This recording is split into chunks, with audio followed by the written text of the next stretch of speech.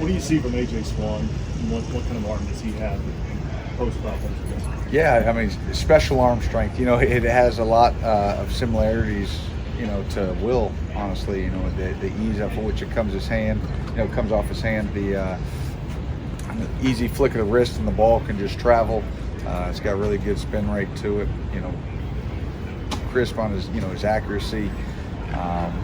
Does a nice job sort of in, you know, when the play breaks down because of that arm strength. You know, sort of off platform, he can get that ball way downfield in a hurry. And even if you're in sort of the hip pocket covered where most guys wouldn't throw that ball, you know, especially in sort of a scramble situation, he trusts himself enough to be able to throw it. So, no, good challenge, really good player. He's playing at a high level.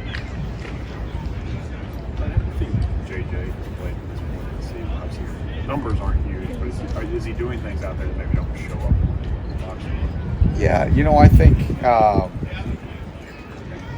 there are things that would he like to be more impactful and maybe doing better. Yeah, I'm sure there is, and obviously, you know, there's some plays out there that we'd like him to, some special plays that we'd like him to make. You know, I think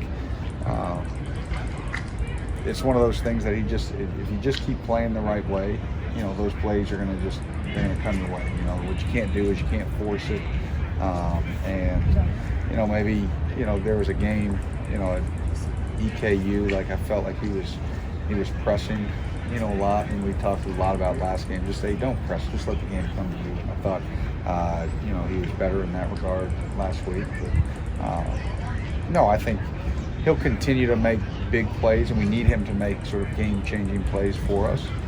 And those will come if he just stays true to who he is, stays true to, you know, sort of the training, the technique, you know, and play with a little bit of reckless abandon. You know, a lot of times, too, if you've been in the system a lot, you know, you know all the strengths and weaknesses of the defense. You know what they're trying to do, and you know, hey, listen, sometimes you just don't need to overthink. I talk about all the time, football IQ. There's that piece pre-snap, but then when it's post-snap, you just got to let it go. Trust that you know what you saw pre-snap, and then just play. And, you know, so there's some of that to it, but I think he's going to be just fine. He's still really helping us win, and I think he's going to make some plays like he has in the past that change the outcomes of ball games. Right now, Trevin leads the SEC in sacks. How much of that is individual effort on his part, and how much of it is guys around him doing things that have freed him up to get sacks?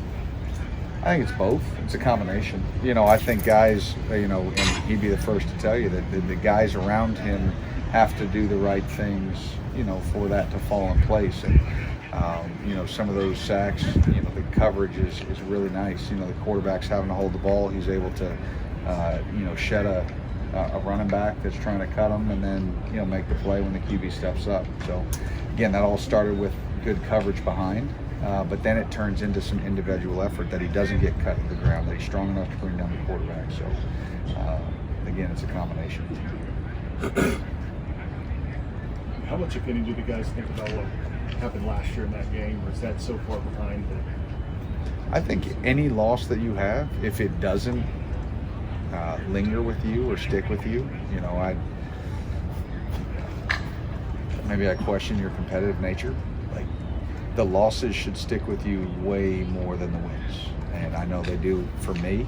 And so every time you face an opponent that, you know, got the best of you the year before, you should have a little added something about, okay, can't let this happen again. I remember that feeling. And we talk about the feeling of 5 minutes after a win, and you know how sort of glorious that time is in the locker room. Well, the flip side and the reverse of that is the agony and the pain and the disgust and all of that from a loss sticks way more than 5 minutes. And so the only way to get that taste out of your mouth is to put in the work, show up, and you got to find a way to get a win on Saturday. Is there a loss for you as a player that still lingers with you in your playing days? Oh, there's a lot. You know, there's a big lead that we had on Florida State when I was a sophomore at home. Would have been the first time we beat Florida State. And, Travis Minor went off in the second half. We had a couple against Florida State that we could have back then. Now Wake does a really nice job. You know, they've kind of had their number, but yeah, those ones sting. You guys tell a lot of young guys, a lot of backups in the second half Saturday. Anybody from that group press you kind of doing those game reps? Yeah, you know, I think there was a couple of guys. You know, there was one that sort of jumps out. Tyrese, I thought, really made the most of his opportunity. I thought he played fast. He played violent. It wasn't perfect,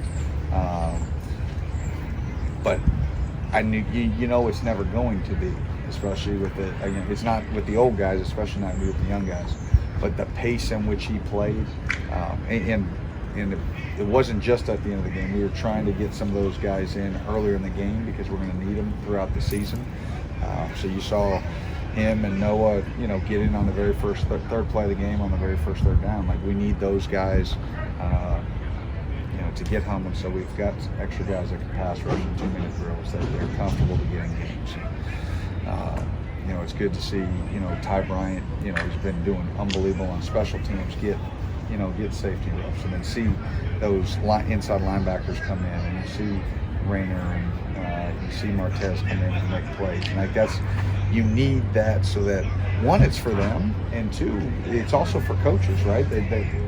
You build confidence and trust. It's a two-way street. You're like, okay, good, I can't put them in, and they will operate and they will function to a high level, and there won't be a drop-off, or if there is, it may be minimal, maybe more of an experience thing than a talent thing, and you can live with that.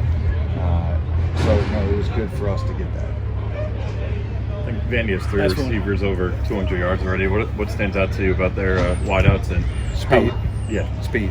They're fast. They can roll. You know, obviously everybody knows about Shepard and 14, and you know, he's the most probably complete receiver, probably just because of time, you know, on task there. But he has strong hands, can make one-on-one contested catches. You know, 6 and 83 can flat roll. You know, and so we've got to be mindful, you know, of them being able to take the top off and get behind the defense. They create a lot of big plays, and so no, I think all their skill positions. I think their tight ends. You know, you can see how well they can run and separate and create. They've done a really nice job there from a skill position standpoint of creating some team speed on offense. Thanks, Coach. Thank you.